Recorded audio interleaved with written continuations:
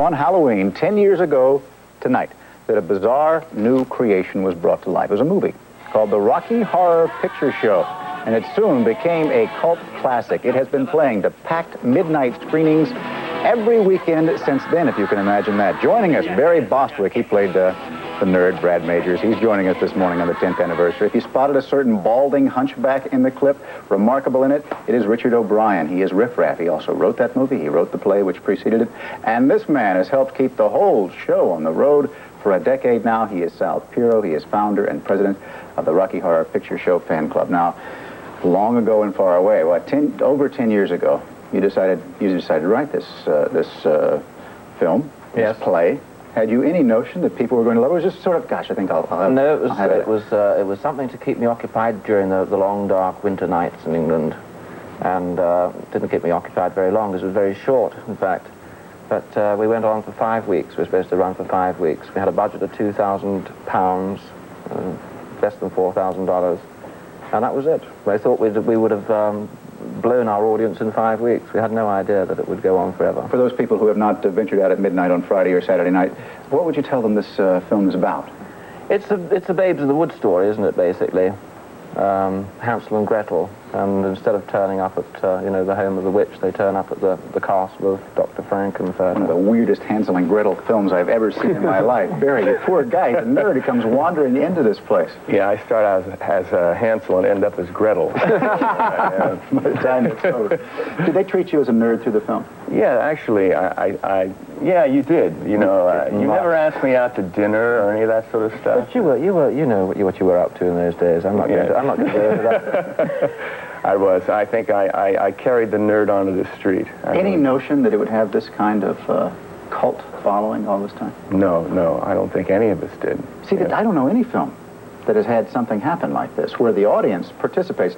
For folks who haven't seen it, who don't know about it, what does the audience do, Sam? Well, the audience talks back to the screen. They preempt lines. They dress in the makeup and costumes of the characters. Which is cross-dressing. Right, and then they get out into the aisles and perform the show, and then they actually use props. So during the wedding scene, when everybody's throwing rice on the screen, the whole audience is throwing rice.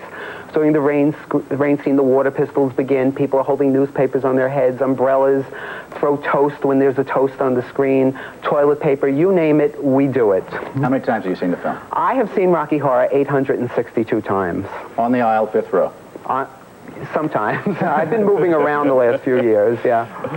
Why do you think all this has taken off? Well, because it's a wonderful movie, and we have two fabulous performances, and the songs are infectious, the characters, everybody takes the characters very personally. They identify with the characters, and then the fact that they're participating and making themselves part of the experience, it's a personal experience.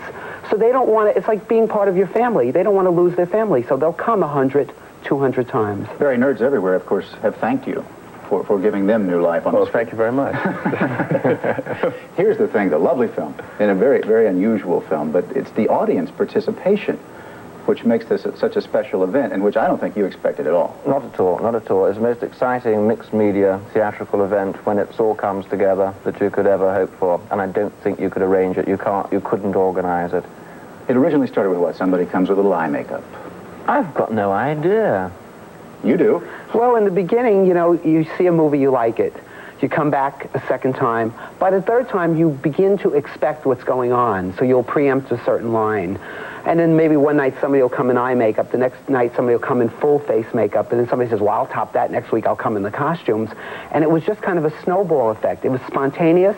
It wasn't planned. I was there. I saw it all happen. I remember when you could hear most of the movie, and now the audience is shouting lines, and it's a litany of chorus of responses for the film. You've played in a lot of other things. You've been George Washington. In fact, you find that people keep coming back to the Rocky Horror Picture Show with you? It's been an embarrassment in my life for the last 10 years. I have to sneak home to my hometown of San Mateo.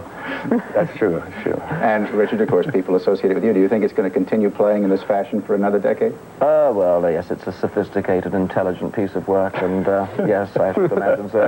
Of course, and you've managed to earn half of England by now.